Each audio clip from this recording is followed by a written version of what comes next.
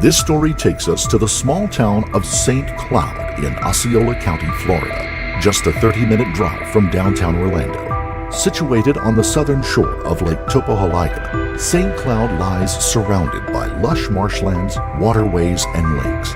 Not surprisingly, recreation in this quiet, laid-back community revolves largely around fishing, boating, and nature hikes. But in 2015, this quiet town would find itself thrust into the glare of the media spotlight, and for the worst reasons imaginable. On the evening of September 19, 2015, the phone rings at the home of 47-year-old Judy Schult. Judy recognizes the voice at the other end of the line as that of her mother, 79-year-old Leah Hawkins. Yet the woman who is speaking sounds nothing like the person Judy has known for her entire life.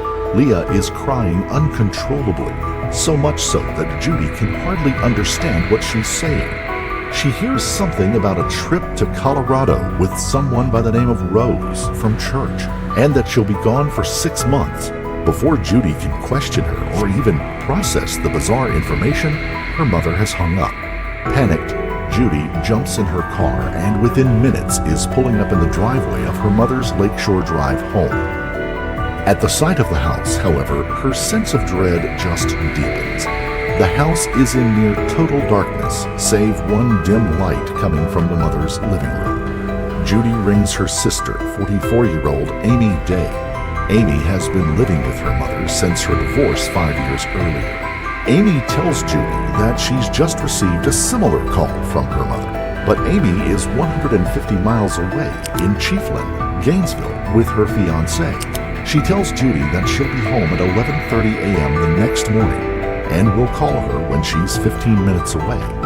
By 11:15 the following morning, Judy is already waiting in her mother's driveway. All night she's been trying her mother's cell phone. She's also phoned Leah's sister in North Carolina and her friend Maria and anyone in the community who might know where her mother is. No one has heard from Leah. Disturbingly, the church pastor says he knows of no one in his congregation by the name of Rose. At 11:25, Amy finally phones to say that she is minutes away from the house. But 2 minutes later, the front door opens. It's Amy. No car has pulled up and no one has walked up the driveway. Amy says that she had been dropped off by her boyfriend shortly before Judy arrived. It's typical behavior for Amy. But right now, Judy has more important things to think about, like finding her mother. The two sisters search the house. The home is immaculate, as it always is. It's also empty. All of their mother's personal belongings have been removed. Her toiletries, vitamins, her phone and laptop, and Leah herself is nowhere to be seen. The closet in the spare room had been emptied of her winter clothes, and several suitcases were gone from a garage. To anyone who didn't know their mother, it might look like the home of someone who had packed up and gone to Colorado. But Judy and Amy know better. Leah would never book a weekend away without Judy's help, let alone a 6-month trip. She'd never miss Christmas with her grandson James. And even if she had left on emergency business, why was she not answering her cell phone? At 2 p.m. on Sunday, September the 20th, Judy rings the Osceola County Sheriff's Department to report her mother missing. Let's take a quick moment to thank our sponsor who made today's video possible, Raid Shadow Legends. Raid Shadow Legends is the most successful game in the RPG genre with a massive daily player base of more than 1 million players, and soon you'll see why.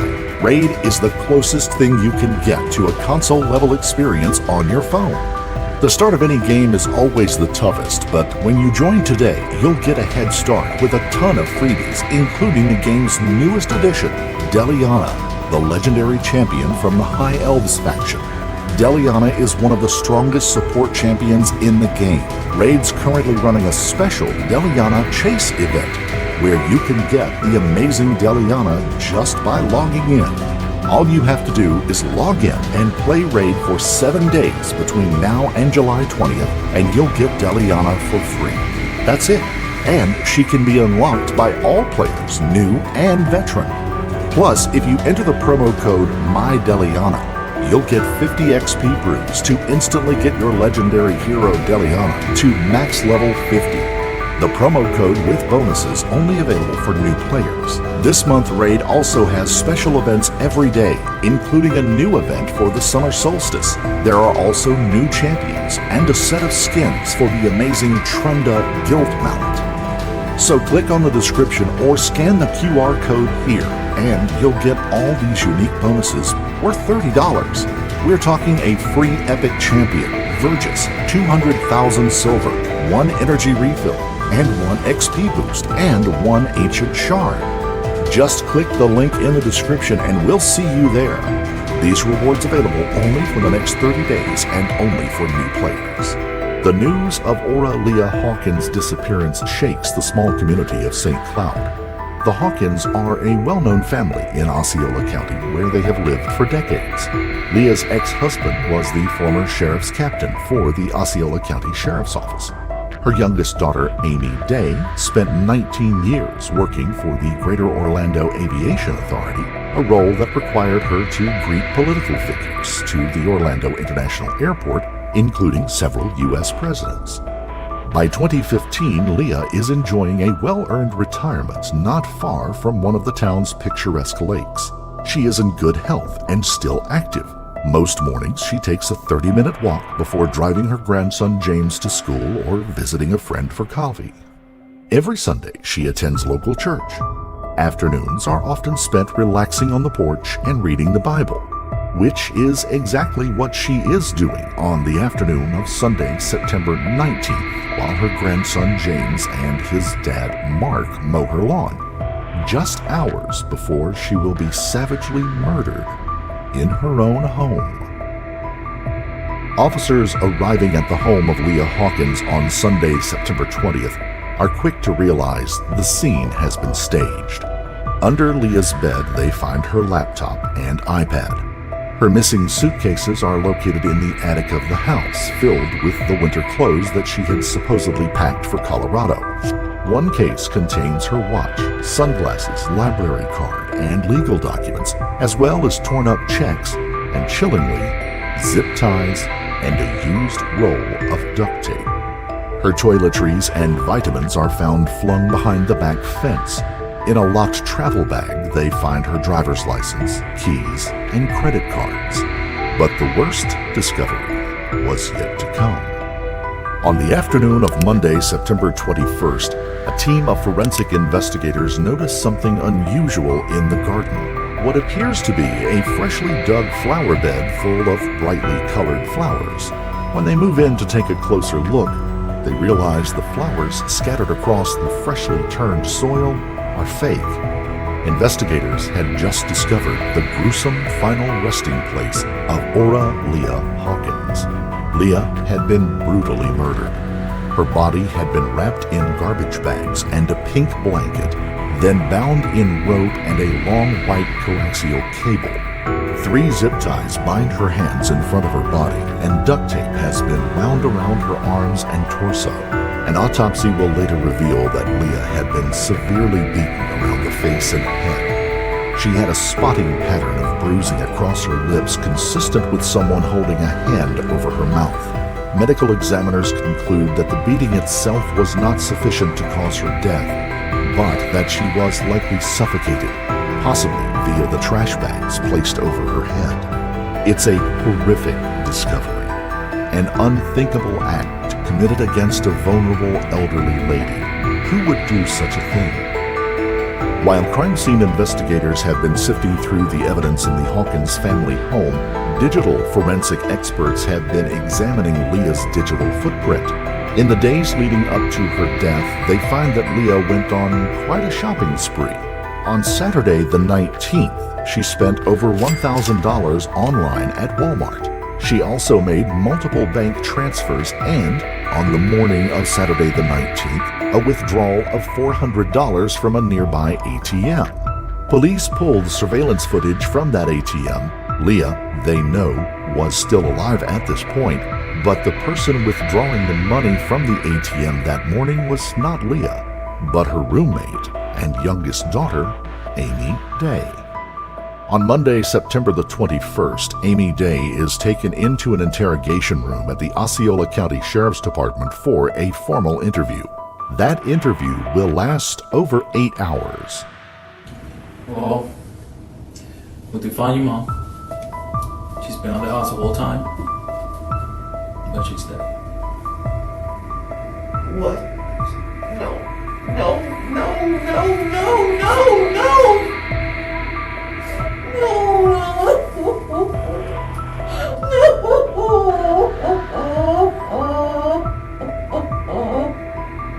She was buried in the backyard the whole time, and flowers placed on top of her. No! No! My mom is not gone. Please, God, please tell me she's not gone. Before we go on any further, let's fill in some gaps. By 2015, Amy Day's life had been on a downward spiral into calamity for several years. In 2009, while working for the Greater Orlando Aviation Authority, her increasingly erratic behavior had prompted airport officials to order her to take a fit-for-duty exam. Amy, you see, had developed a dependence on pain and anti-anxiety medication. While the test did not detect illegal drugs, Amy accepted a $20,000 severance check and resigned after 19 years of service.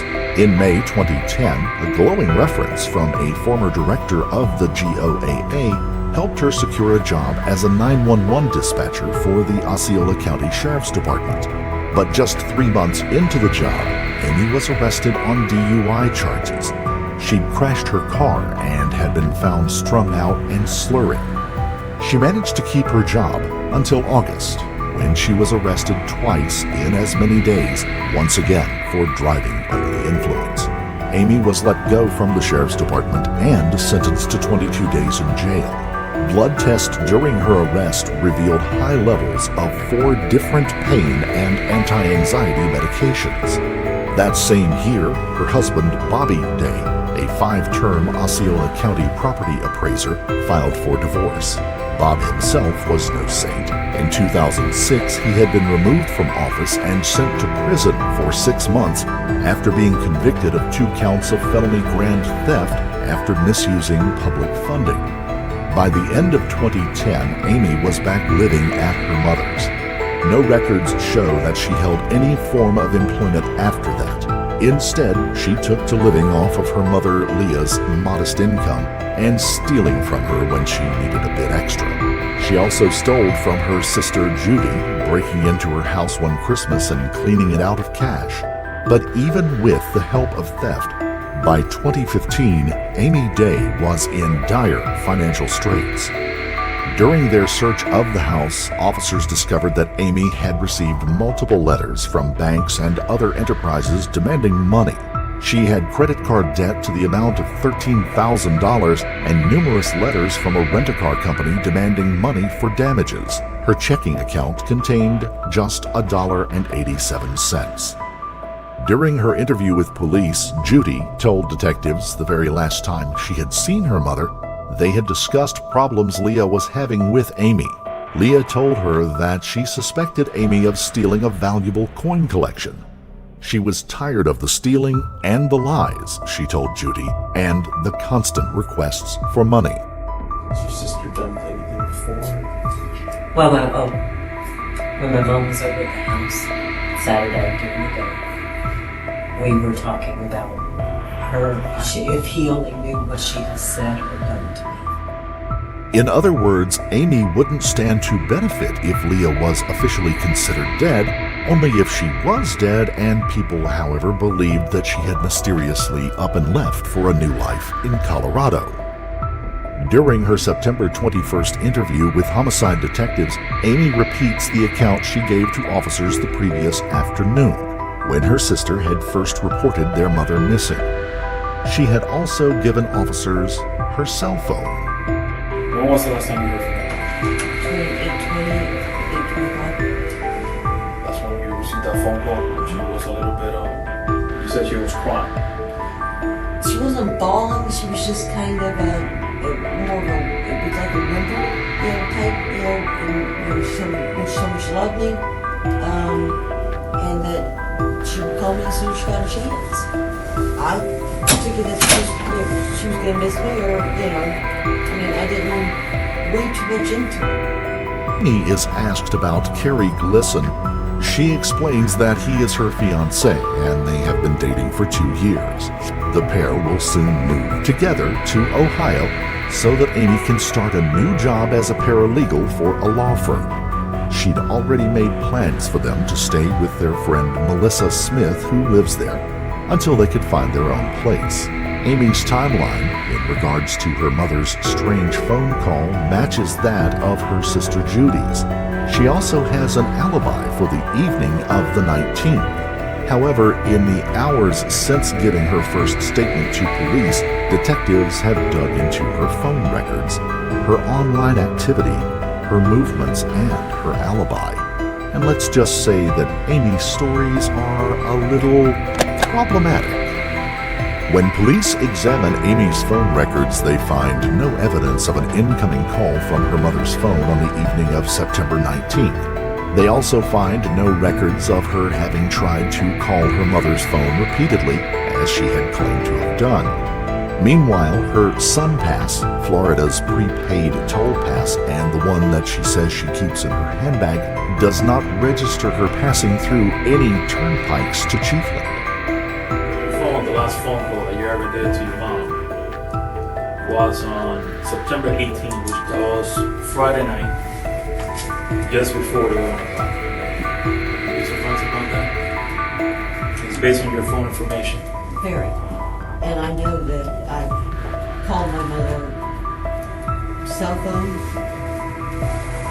but after the 18th. The guy from Carrie's car, which is he didn't pay the toll. He went through the e-pass section, right? I would like to know what you would say if I told you that the last time that account was used was earlier this month, and there's absolutely no record of him going through e-pass. I can't give you an answer, but I mean, because I don't understand, but it does surprise me. You just to be completely honest with us. And that's what I am. I'm being completely honest with you. Police now know that a total of $7,262 was transferred from Leah's accounts into various accounts and credit cards belonging to Amy Day during her final days of life.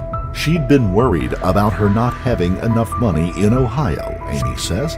Leah had even bought Amy a $369 round-trip ticket to Ohio, leaving that very day, September 21st.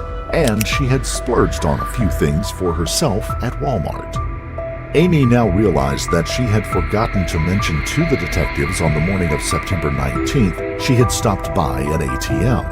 It was all very confusing, she knew, but she was trying to help the officers out. I can't remember everything when I'm that tired. I'm trying everything I can to give y'all all the information that you need, be completely truthful with you, and try to remember everything.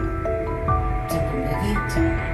But my mom giving me money is not anything that's unusual. What do you think Carrie's going to say when we contact him? He's going to tell you that he paid for the tolls and he doesn't know why his son has been registered. Amy's whole alibi was about to collapse spectacularly beneath her feet. The man who answers the phone number given to police for Carrie turns out to be an Orlando Utilities Commission employee who has never heard of Amy Day.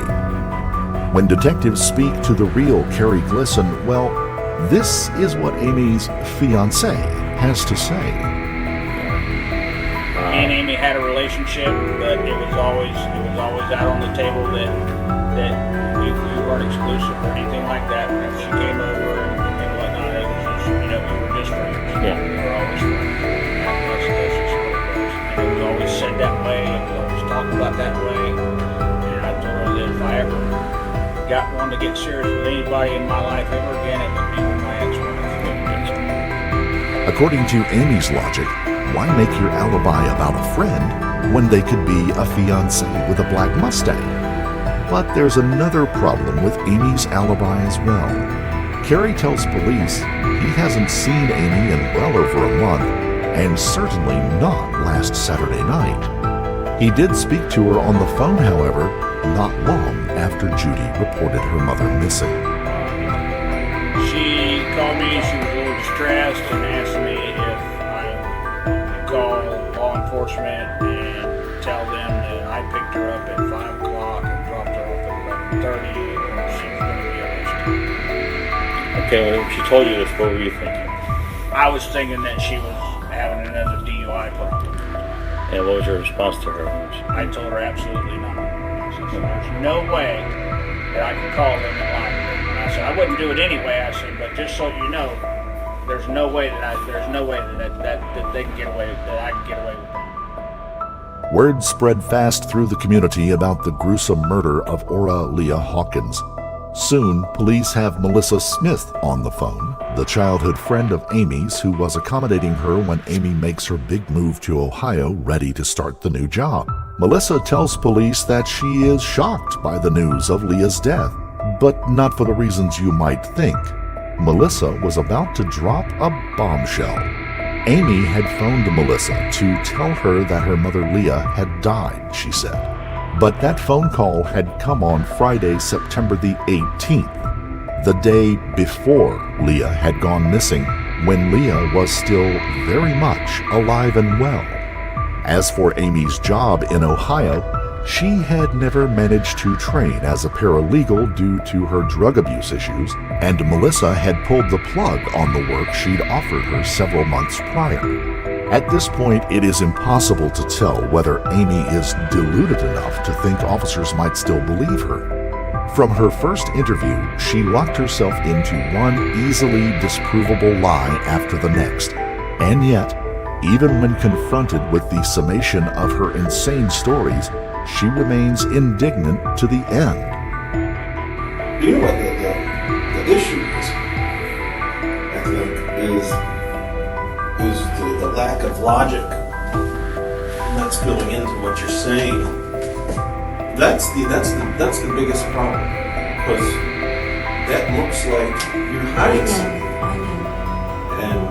And I know. On the evening of Monday, September 21st, Amy Day was arraigned by police at the Osceola County Sheriff's Department, the same agency where her father, Captain Ed Hawkins, had worked for nearly 20 years. She is later charged with first-degree murder, kidnapping, and aggravated abuse of the elderly in relation to her 79-year-old mother's death. Today in court, we learned about what happened in those days leading up to the mother's death. Accused of a gruesome crime, Amy Day sat before a jury in Osceola County on Tuesday. In September 2015, investigators say Day killed her mother, Ora Lee Hawkins, and then buried the body in their backyard in St. Cloud. In court Tuesday, Day's sister, Judy Schult, described the last phone call she had with her mom. Very, very upset. She was crying uncontrollably. Schult says her mom explained she'd be gone 6 months on a trip with a friend, something that seemed strange to Schult. I asked her what was wrong, what was going on, that she wouldn't be gone through Christmas. She wouldn't be gone that long away from her grandson. After that, Schult says she searched her mom's house and reported her missing.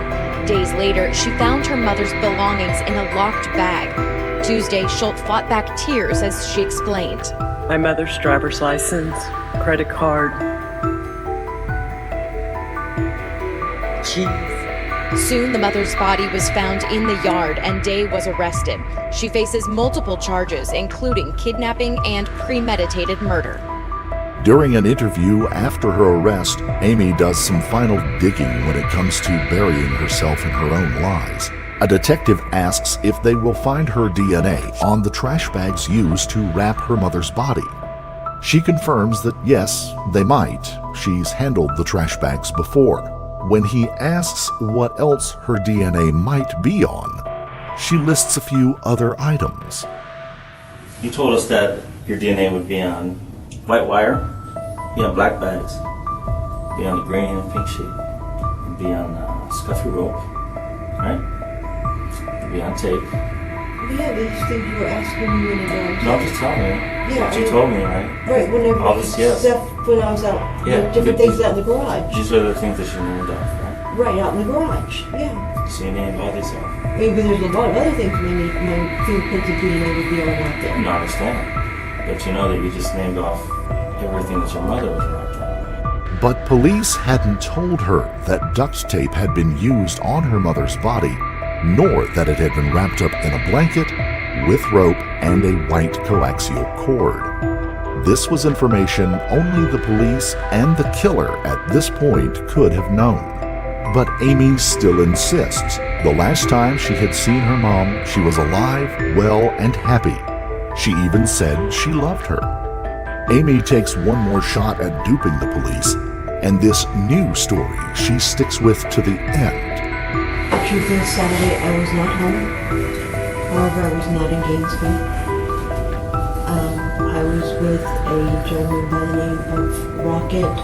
Next thing was whenever I contacted my sister, and I did lie to her and tell her that I was getting home a little after around 11:30, 11:35, and I had already been probably home maybe about 15, 20 minutes. And that's when I really did notice in her room that her clothes were gone. We will never know for sure what went on the night that Ora Leah Hawkins died at the hands of Amy Day, but we can make assumptions. Like that when Amy phoned her childhood friend Melissa Smith on Friday, September the 18th, she had already decided to kill her mother, and that she had killed her mother in order to continue draining her bank accounts. Amy's challenge was how to kill Leah while still taking time to make it appear as if she was still alive. During Amy's trial, state prosecutors argued that Amy had kidnapped her mother, zip-tying her hands and binding her arms to her body with duct tape. She had then beaten her until she agreed to phone Judy from the home phone with her bogus story about a 6-month-long trip with the fictitious Rose.